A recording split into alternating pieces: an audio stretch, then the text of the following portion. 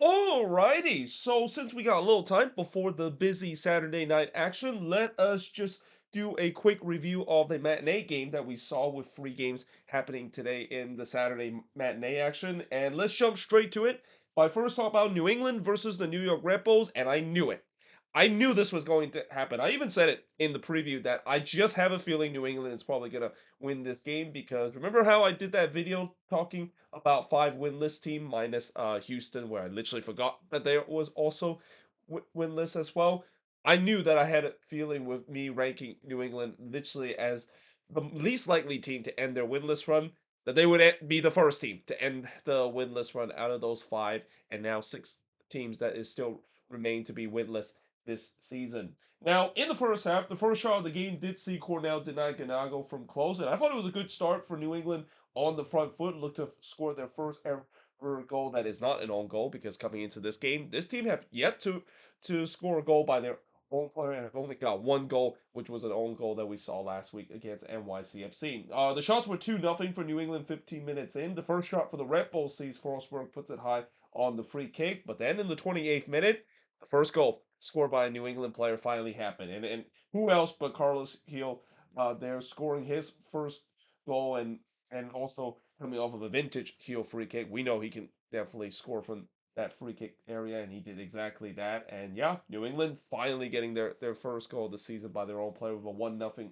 lead. Cornell then denied Ganago and his first career MLS goal, and you can just kind of had a sense that not only them finally scoring their first goal by their own player, but you just feel like there's a huge relief and a huge monkey off the back from this Revs team. You can see they finally broke the ice, and now they're looking to press for a second. Aruti would then hits it right to Cornell before Cornell denied Ganago from close in the 44th minute. This could have been 2 or 3-0 in favor of the Revs if it wasn't for Cornell doing his best to keep his team in this game, and that was huge because in the second minute of stoppage time, just as we thought that New England was going to head to halftime with a lead, the Red Bulls equalized. It's Choupo-Moting. He scored from Stroud and Frostberg to tie the game up at one apiece, just completely against the run of play and just an absolute backbreaker for the Revs because I thought this was probably the best first half that they play all season long with all the struggle that they have on the attacking end. I believe coming into this game they only had like shots on goal in the entire game. I think in the first half they had four already, so they almost matched the same amount of shots on goal that they have in the entire season, and the fact that they don't even get to halftime with the lead, that is definitely a backbreaker and just kind of a kind of a microcosm of the problem New England has had the beginning of the season. Now we do head to halftime, as I said, tied up at one apiece. In the second half, Carmona would hit it right to Ivicic before Polster would put it wide from close range. Not much really happened in the first 15 minutes, and I think that's usually favorites the road side when you can keep things tight in the beginning. There was also a lot of whistle and yellow car as well, so there wasn't really too much rhythm into this game, which is kind of the reason why there wasn't really much that happened in the beginning of the second half.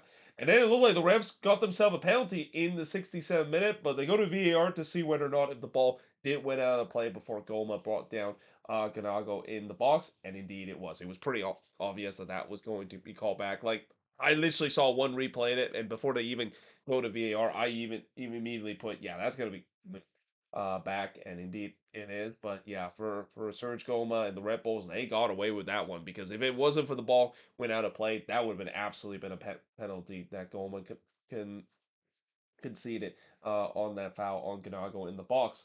Soto would then puts one into the side inning before Goma would puts it wide as and that kind of fooled the commentator too. I have a feeling this was one of those games where the Apple TV commentator was not at the venue. I mean, you can kind of tell with some of the way the commentators are calling, and that I have a feeling this is one of it because yeah, that didn't really kind of fool me. I'm kind of surprised that they kind of got fooled by that. I mean, it did hit the back extension, but still, yeah, you can clearly tell that they definitely were not at this game with the way that only people that were watching the screen probably might get fooled by that. But there was no doubt the Red Bulls were pushing late for the winner, the Revs. They look like they're just gonna get themselves a rare point uh, uh to this point. I mean, obviously that equalizer that they conceded late in the first half had really kind of killed the momentum that they have on the attack. Though Beeson would heads it right to Cornell in the 90th minute, and just as we thought this was going to end in a 1-1 draw, A penalty was given to the Revs as VAR deemed that Nealis brought down Ganago from the spot. So here comes Carlos Hill, a chance to not only score the second goal for the New England Revolution, but get their first win of the season. And he does exactly that. As in the end, New England, they end their winless run because, of course, they end their winless run after I predicted them to be the least likeliest team out of all six remaining winless teams to uh to end their winless run and get their first win of the season. The shots in this one, 13 shots for the 12 that the Red Bulls had, 5 shots on goal for the 6 that New England has, 2 shots off target for the 3 that the Red Bulls had, 4 shots that was blocked for the 6 that New England has, and possession-wise, 53% possession compared to the 47% possession the Red Bulls has in this game. And while, on the number, it definitely looked like it was a bit of an even game, I think New England deserved to finally get their first win because, for the Red Bulls, this probably is if not maybe the worst game that Sandro Short's team have played. I mean, especially in the first half where they really didn't look for him whatsoever and are probably very fortunate in the fact that they were able to head to halftime at 1-1. Like if it wasn't for that one attack that they had near the end of the half, which they score on, New England probably would have been 2 or 3-0 up to that point. Now, moving on in the next match. So, Toronto is another team that I mentioned that it is winless and most likely is one of the team that is least likely to end their winless run. And well, unfortunately, they don't end their winless run in this game against the Vancouver Whitecaps. But honestly, you just kind of had a sense that with all the low expectation that TFC set for them this season on themselves, this feels like a win for them against a top team like the Vancouver Whitecaps. Now, granted, Vancouver were kind of starting a little bit of a rotated squad coming into this game, knowing that they got a lot of games coming up in their vicinity, with them still participating in the Concacaf Champions Cup. But yeah, anytime when TFC gets a clean sheet, which is kind of a very rare sight nowadays, I guess you can say for Robin Fraser, man, it might consider to be a win, even if this winless run continues.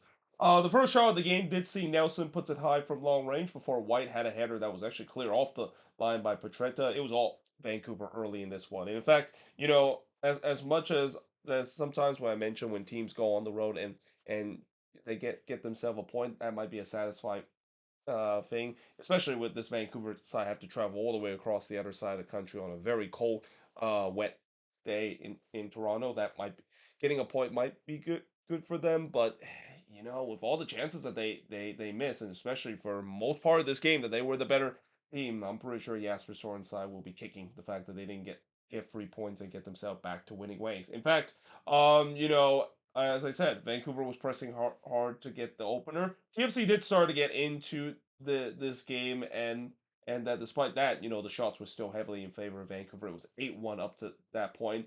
And Gondo would then heads it wide from close in the 24th minute. We then go for a period where not much really happened, and we do head to halftime scoreless between both of these teams. In the second half, Toronto was on the front foot, but as the case for the season, once get to the final third, they have no idea what to do with it. Either they decided to play it and just almost like they're setting up for the perfect goal, even though they don't really need to, or the fact that they're just putting final ball in the wrong place at the wrong time. Again, just kind of summarize a team that clearly is probably not going to finish very well this season and maybe be eyeing for the wooden spoon. In the 52nd minute, more concern for TFC now as DeAndre Kerr had to be subbed off with a knee injury, and it did not look pretty. Let's just hope it's not that A injury, but with the way that he didn't really put too much on that left foot, yeah, this could be a serious injury. And with the way that DeAndre Kerr is really the only guy that can consistently score goals for this team, that's another huge setback back of a team that clearly they doesn't have the quality to do so. But now you lose your most important attacking player. Yeah, like I said, this team looks like they're vying for the wooden spoon this year. But Hinson replace him from that injury that Kerr suffered. Blackman would then puts it high from close in the 56th minute before Vite would hit one hopper right to Johnson as the Whitecaps would continue to push for the opener again. Johnson would then deny Sabi from close range. There was a huge shot for a penalty for TFC as they feel like Brian Hudson was brought down in the box, which I don't think that was the case. I think he was actually tripped up, and also that was outside the box. So even if the foul was given, it's probably going to be a free kick instead of being a penalty.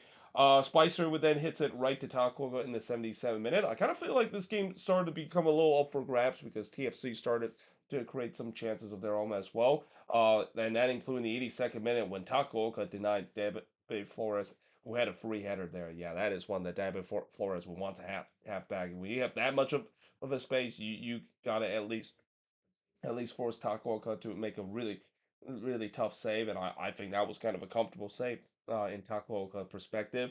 Then on the other end, Johnson would palm Veselinovic header off the line before Bernadeschi would hit it right to Takuoka.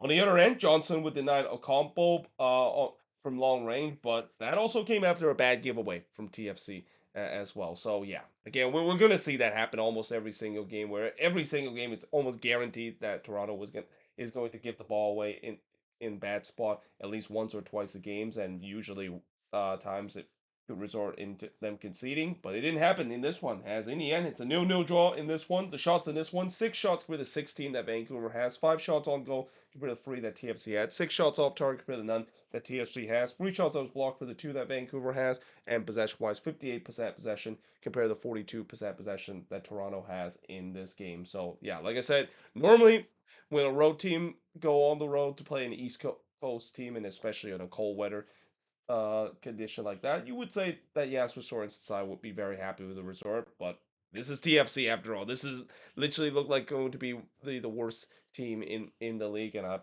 always said that they are the Santa Claus of MLS because they're gifting 3 points left and right, and unfortunately, Vancouver just couldn't capitalize, even if they weren't really playing full strength in this game.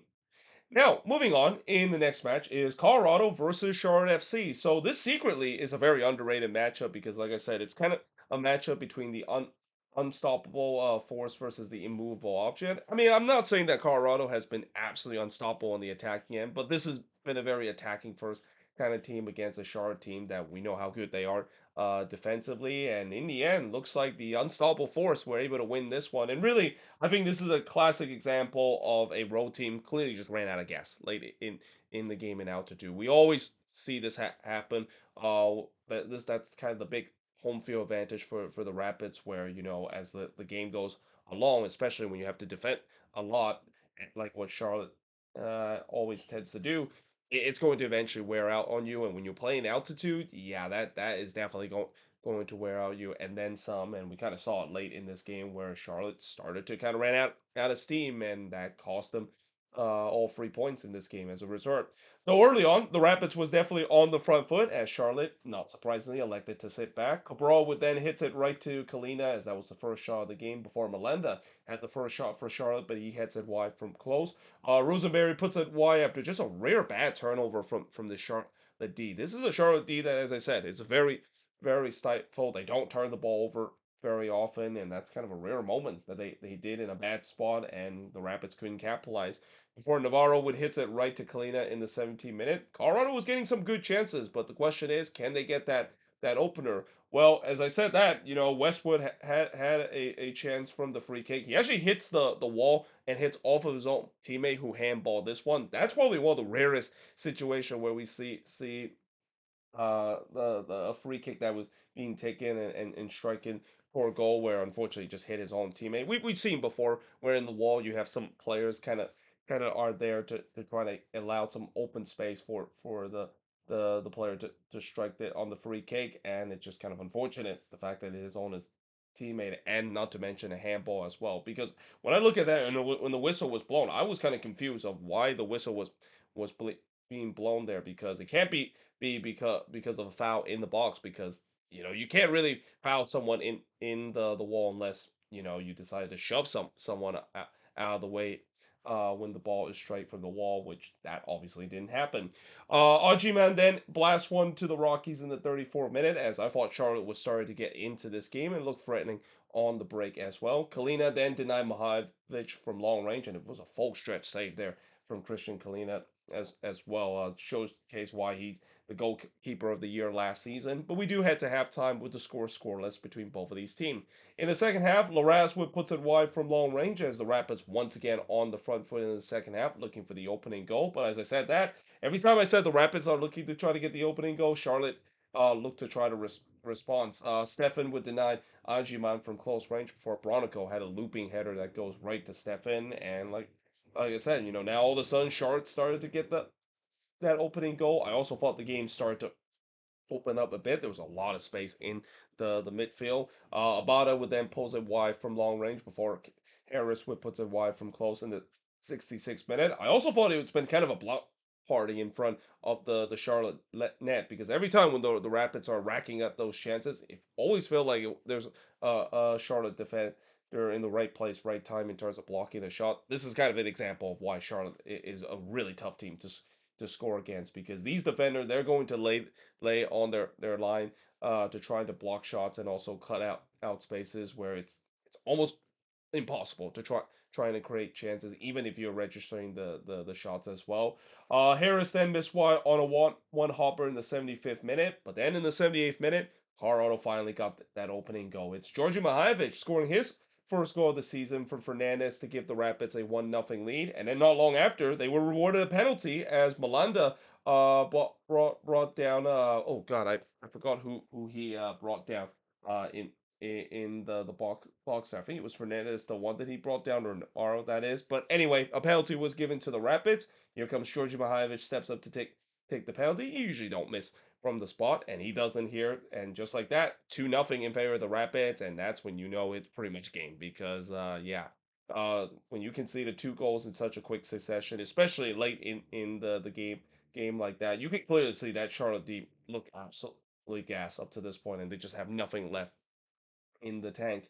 Kalina then denied Yappy and the Rapids a third goal. I even mentioned late in the game that Charlotte D, they look like they're gas. They look like they have nothing left in the tank. But yeah, in the end, Colorado with an impressive 2-0 win against Charlotte FC. The shots in this one, 22 shots for the 10 that Charlotte has, 3 shots on goal for the 6 that the Rapids had, 5 shots on target for the 4 that Charlotte has, 9 shots that was blocked for the 3 that Charlotte has. I feel like there should be that number is inaccurate, because with the amount of times I saw a Charlotte player block a Rapids shot, I feel like they probably would have had double digit shot in the block total. But on the website it says they only had 9 shots that was blocked.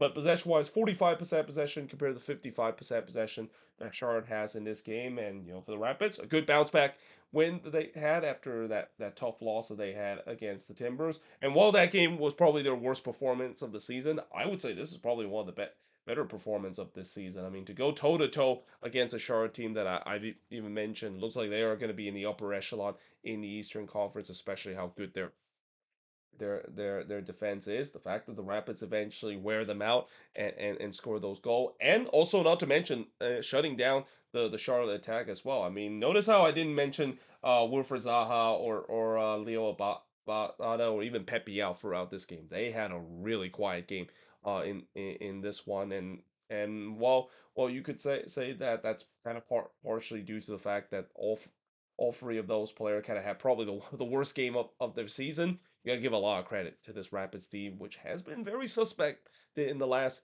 couple of games. They've been a little bit wobbly at the back, but this game they look absolutely exceptional. They kind of give Charlotte a little taste of their own medicine with how good of a defensive masterclass that they put in shutting down those dangerous Charlotte attacker throughout this game. But there you have it. That is pretty much it for the review of these 3 games to kick off match week number 6. We're gonna have 10 games that's gonna be happening later tonight. And like I said, my plan is that I'm hoping I can do the review of all 10 of these games once all these 10 games is going to be finished. Though it's going to be relatively late at night, and I'll probably just upload it and schedule it for tomorrow, because you don't want to hear a notification of my video at like 1 or 2 a.m. in the morning, as I expect that's probably going to be the time when those video will be uploaded. And then tomorrow we're going to have 2 more Sunday game, including Sunday night soccer between the Timbers and the Houston Dynamo. And my plan is after that game I'll just finish up the review of those 2 games, and that's how I'm going to be doing the review for this match week. But either way, hope you guys enjoyed this video. If you do, make sure you guys leave a like, smash the subscribe button. As always, let me know in the comments below what do you think of these 3 games. And yeah, hope you guys enjoyed this video, and I will see you guys next time.